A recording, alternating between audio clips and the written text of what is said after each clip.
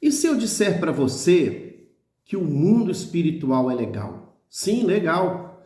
Legal não de joia, não de bacana, mas legal porque ele é real, porque ele existe. O mundo espiritual, querido, ele é mais real do que o mundo real mesmo, o mundo físico mesmo. E se eu disser para você que tudo que acontece na nossa vida acontece primeiro no mundo espiritual? Sim, é verdade, acontece primeiro no mundo espiritual. Eu preciso lembrar para você que Deus é espírito. Langston diz que Deus é perfeito, Deus é espírito pessoal perfeitamente bom. O próprio Jesus Cristo disse para a samaritana que Deus é espírito. Então Deus é um espírito. Tudo que ele construiu foi no mundo espiritual. Lá em Gênesis, no capítulo 1, a palavra diz que no princípio criou Deus os céus e a terra. E a terra era sem forma e vazia, e havia trevas sobre a face do abismo, e o Espírito de Deus se movia sobre a face das águas. Amém? Deus, a partir disso aí, ele vai criar tudo, querido. Você já ouviu os 8 e disse Deus? O primeiro ele diz assim, olha, haja luz, e houve luz. O segundo, haja expansão, e houve expansão. O terceiro ele disse, ajuntem-se as águas debaixo dos céus num lugar, e apareça a porção seca da terra. Ele disse, produza a terra erva verde, erva de semente, árvore frutífera, que dê fruto segundo a sua espécie, cuja semente está nela sobre a terra, e assim foi. O quinto disse Deus, haja luminares na expansão dos céus, para haver separação entre o dia e a noite. O sexto disse Deus, ele disse, produza as águas abundantemente répteis de alma vivente e voem as aves sobre a face da expansão dos céus. O sétimo disse Deus, produza a terra alma vivente conforme a sua espécie. E aí ele foi determinando. Tudo que Deus fez, ele fez por falar. Ele fez falando. O oitavo disse Deus, ele diz assim, olha, e disse Deus, façamos o homem à nossa imagem conforme a nossa semelhança. Tudo que ele fez espiritualmente. Ele apenas falou e as coisas aconteceram. E quando se fala do homem, diz mais, lá no verso 7, do capítulo 2, diz assim, olha, e formou o Senhor Deus o homem do pó da terra, e soprou em suas narinas o fôlego de vida, e o homem foi feito alma vivente. Ele pegou a terra, fez um barro, soprou naquele barro o espírito dele, e aquele espírito e aquele barro se tornou alma vivente. Veja que ele faz tudo com o falar. Ele fala e as coisas acontecem. Tudo acontece primeiro no mundo espiritual. Quando Deus forma a mulher, isso surge na ideia dele, ele pensa, ele age, ele produz, ele que cria tudo. Quando ele olha para o homem, ele vê o homem sozinho e ele diz, não é bom que o homem esteja só, far-lhe-ei uma adjuntora. E é lá no céu, é na cabeça de Deus que ele toma a decisão de criar a mulher. E formar a família, formar o casamento, tudo é no mundo espiritual. Quando nós olhamos para o livro de Jó, a gente vê lá no céu acontecendo um bate-papo. Deus pergunta para Satanás, onde você estava? Estava passeando na terra. O que você viu lá? Viu meu filho Jó? Homem íntegro, reto, temente a Deus, que se desvia do mal? Vi, mas o Satanás fala para ele. Mas ele só é assim porque o Senhor dá para ele tudo. Aí Deus fala para Satanás. Então vai lá, destrói tudo que ele tem, mas não tira dele a vida. E Satanás vai e faz. Olha, aconteceu lá no céu. Onde aconteceu o pecado? O pecado aconteceu no céu. Muitas pessoas acham que pecado vem de Adão e Eva. Não, o pecado não vem de Adão e Eva. O pecado surgiu primeiro no céu. Houve rebelião no céu. O Lúcifer, que queria ser maior do que Deus, se exaltou achando que ele era maior que Deus, e Deus lançou fora e jogou ele na terra, expulsou ele do céu. O pecado surge no céu. Tudo é no céu, querido. Tudo é espiritual. Quando Jesus encontra com o gadareno, ele não conversa com o gadareno, ele conversa com os demônios. Ele ordena que os demônios saiam do gadareno. Depois que os demônios saem do gadareno, que Jesus vai falar com aquele homem e aí concede ele a libertação, a salvação. Quando um menino é levado aos discípulos, porque o menino ele era chamado de lunático, né? Ele tinha comportamentos, ora ele se jogava na água, ora ele se jogava no fogo. Quando Jesus chega ali, Jesus ele não fala com a criança, ele fala com o pai da criança, ele fala com os discípulos, mas ele não fala com a criança, ele fala com o demônio que está na criança, ele manda o demônio embora. É no mundo espiritual, querido. Diferente de Talita Cumi, que quando ele vai a Talita Cumi, o que ele faz? Ele fala com ela, Talita Cumi, levanta-te. É diferente. Então, querido, tudo na nossa vida acontece primeiramente no mundo espiritual. Quando Acabe foi morrer, quando ele foi para a guerra e ele morreu, antes de Acabe morrer, a palavra diz que lá no céu, Deus falou, quem vai matar Acabe? E aí a palavra diz que um espírito se levantou e disse, eu vou matar Acabe. E Acabe morreu. Acontece tudo no mundo espiritual. É por isso eu entendo que Paulo ele vai dizer que porque não temos que lutar contra a carne e o sangue, mas sim contra os principados, contra as potestades, contra os príncipes das trevas deste século, contra as hostes espirituais da maldade nos lugares celestiais. Porque tudo, querido, acontece no mundo espiritual. Tudo é no mundo espiritual. Primeiramente, no mundo espiritual.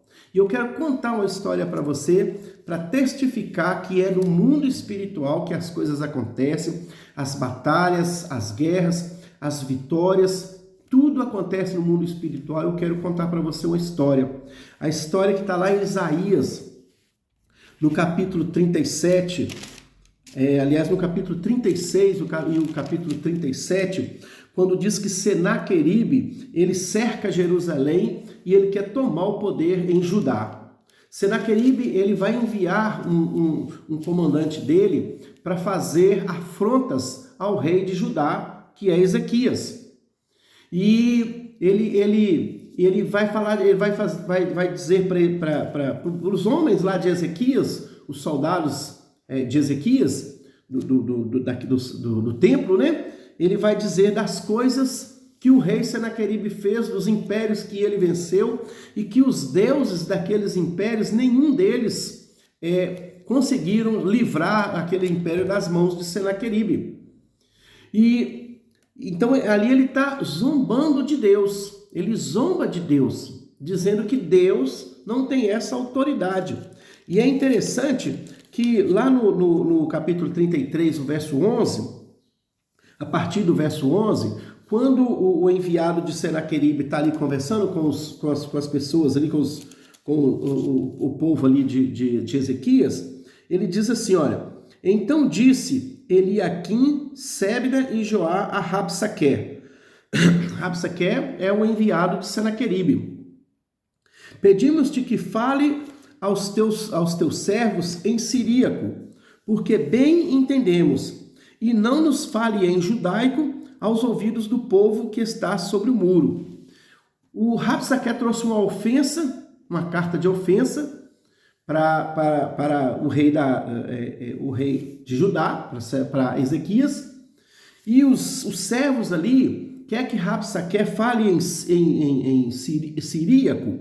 Para quê? Para que as outras pessoas não ouçam o que Rabsaque está falando, para que elas não fiquem amedrontadas com as palavras de Rabsaque. Só que Rabsaque, ele é rebelde, né? Então ele diz o seguinte no verso 12. Rabsaque, porém, disse, porventura mandou-me o meu senhor ao teu senhor e a ti para dizer estas palavras, e não antes aos homens que estão assentados sobre o muro, para que comam convosco o seu esterco e bebam a sua urina? Rabsaque está querendo que todos fiquem sabendo da ameaça que está acontecendo, que virá sobre o reino de Judá e sobre Ezequias. 13. Rabsaque, pois, se pôs em pé e clamou em alta voz em judaico e disse: ouve as palavras do grande rei, do rei da Síria. Ele agora está falando mais alto. Agora ele quer que todos ouçam o que vai acontecer. E ele ainda chama, Ainda chama o rei dele, ouve as palavras do grande rei, o rei da Síria. Não é o rei de vocês, é o rei da Síria. E ele diz mais, verso 14: assim diz o rei: não vos engane, Ezequias, porque não vos poderá livrar, nem tampouco Ezequias vos faça confiar no Senhor, dizendo: infalivelmente nos livrará o Senhor, e esta cidade não será entregue nas mãos do rei da Síria. Não deis ouvidos a Ezequias, porque assim diz o rei da Síria: aliai-vos comigo, e saia a mim, e coma cada um da sua vide e da sua figueira, e beba cada um da água da sua cisterna. Ele está dizendo: olha, não confie quando Ezequias disser que Deus vai te salvar, porque ele não vai. Faça uma aliança com o rei da Síria, porque ele sim vai te guardar e vai suprir as suas necessidades. Verso 17 diz assim, olha: até que eu venha e vos leve para uma terra como a vossa, terra de trigo e de mosto, terra de pão e de vinhas. Não vos engane, Ezequias, dizendo: o Senhor nos livrará. Porventura os deuses das nações livraram cada um a sua terra das mãos do rei da Assíria? Onde estão os deuses de Amate e de Arpade? Onde estão os deuses de Sarfarvaim? Porventura livraram a Samaria da minha mão? Quais dentre todos os deuses desses países livraram a sua terra das minhas mãos, para que o Senhor livrasse a Jerusalém das minhas mãos? Ele está apresentando as cidades que foram derrotadas pelo rei da Síria e ele está dizendo que nenhum dos deuses dessas nações conseguiram livrar as nações das mãos do rei. E ele está dizendo que Deus, o Todo-Poderoso, também não vai fazer isso sobre Israel, sobre Jerusalém, nem sobre Judá. No verso 21 ele diz assim, ó: eles porém se calaram. Está dizendo que os deuses daquela nação se calaram e não lhe responderam palavra alguma, porque havia mandado do rei dizendo: não lhe respondereis. Então Eliaquim, filho de Euquias, o mordomo, e Sebna, o escrivão, e Joá, filho de Asaf, o cronista, vieram a Ezequias com as vestes rasgadas e lhe fizeram saber as palavras de Rabsaque. As palavras de Rabsaque não só amedrontou o povo, não só colocou dúvida no coração do povo, como também aos homens que estavam ali a serviço de Ezequias. E olha que a palavra diz que eles chegaram com roupa rasgada. Eles chegaram aterrorizados, assustados, com medo, com pavor de tudo que iria acontecer, que o rei da Assíria ia fazer contra Judá, contra Ezequias, contra o reino de Ezequias. Eles chegam apavorados a Ezequias. Mas olha o que Ezequias faz. Ezequias, querido, ele não convoca um soldado. Ezequias, ele não levanta um exército. Ezequias, ele entende que aquela luta, ela não é contra ele. Aquela luta é contra Deus. É um desabafo do rei, uma afronta do rei contra o Deus de Israel, contra o Deus de Ezequias.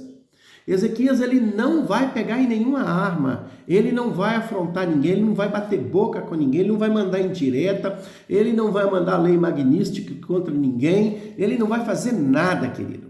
O que Ezequias faz é o que todo crente deveria fazer. E o que Ezequias faz?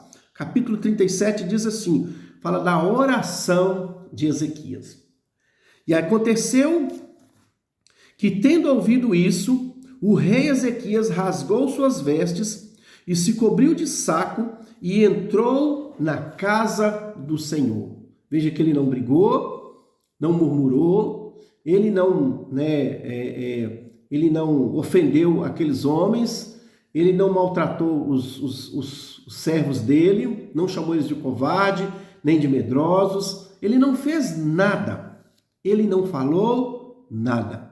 Ele teve uma atitude que todos nós crentes devemos ter quando algo está perturbando a nossa segurança, a nossa vida, a nossa família, o nosso ministério, no nosso trabalho.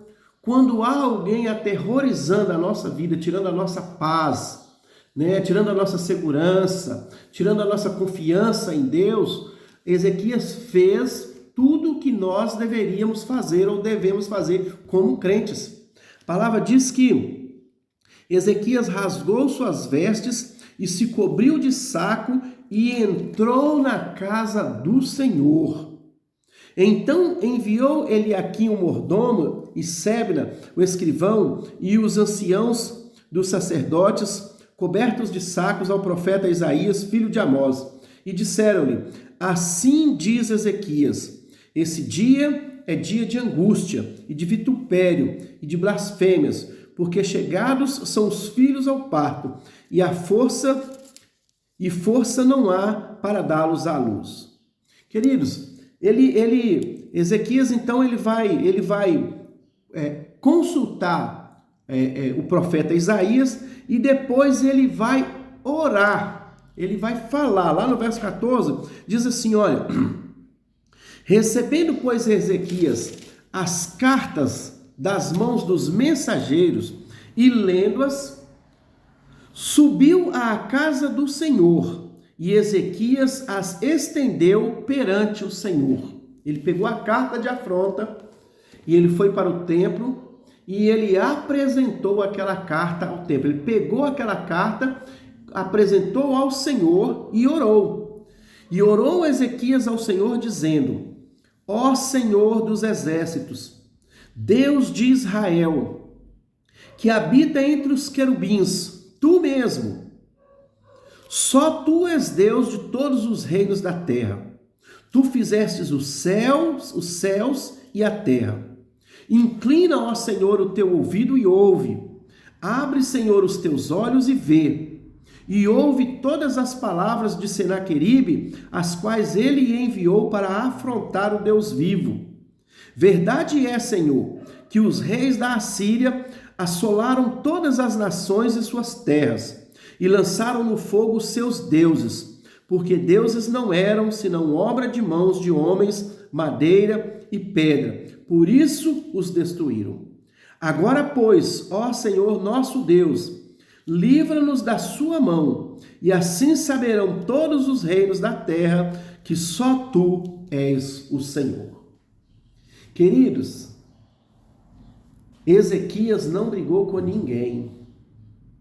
Ezequias não ficou com raiva de ninguém, não ficou magoado com ninguém, não retribuiu a ofensa, não partiu para cima como nós costumamos fazer, não deu uma má resposta como nós fazemos, não desejou a morte de Senaqueribe, nem de Rabsaque, nada.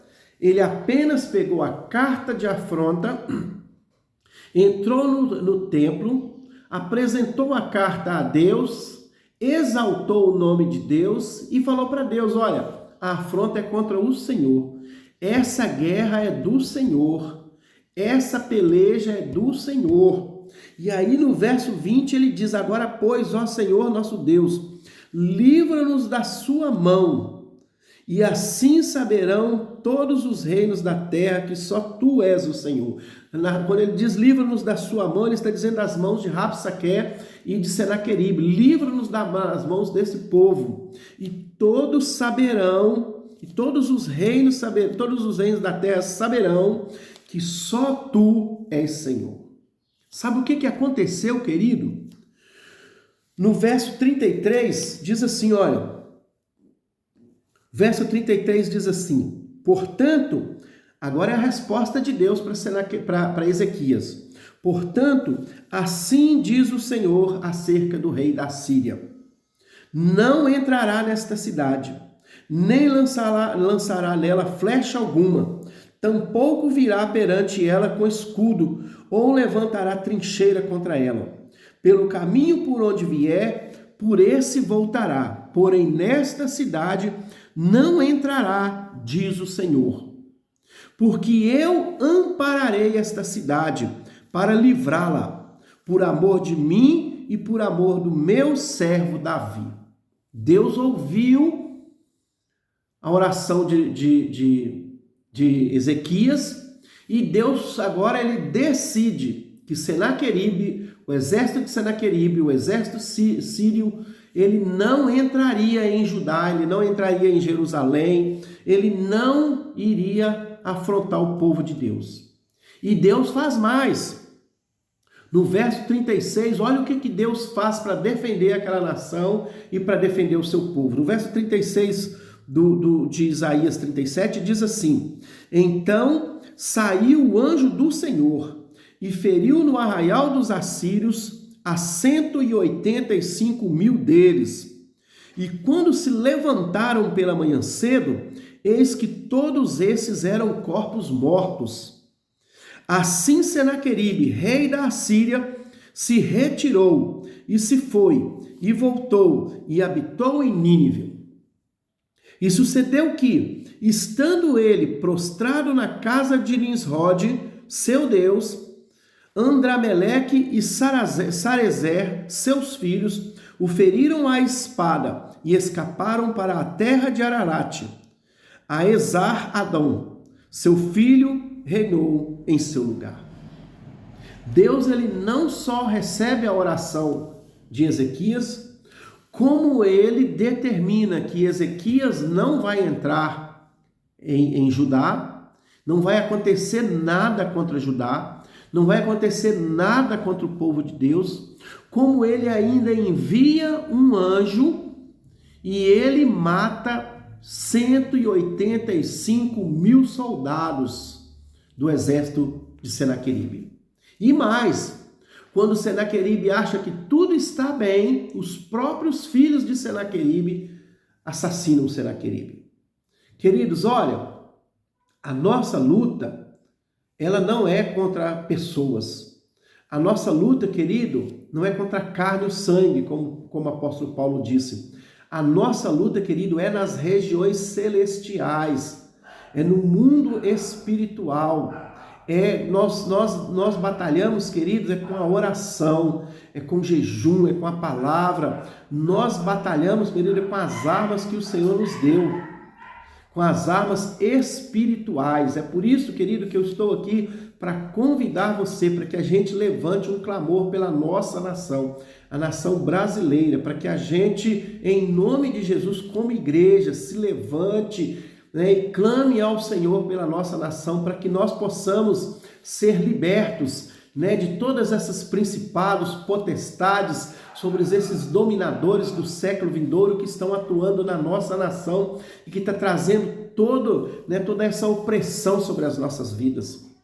Queridos, quando a gente ouve aqui falar que Ezequias entrou no templo, isso significa, querido, que todos os momentos em que nós nos reunimos, seja na igreja, seja nas células, nos grupos pequenos, nos grupos de oração, seja na internet, que nós estejamos clamando pela nossa nação, para que Deus traga libertação, para que Deus envie o seu anjo sobre a nossa nação e com espada flamejante ele venha destruir todas as hostes espirituais da maldade nas regiões celestiais da nossa nação. Que a nossa nação seja liberta, que a nossa nação seja livre.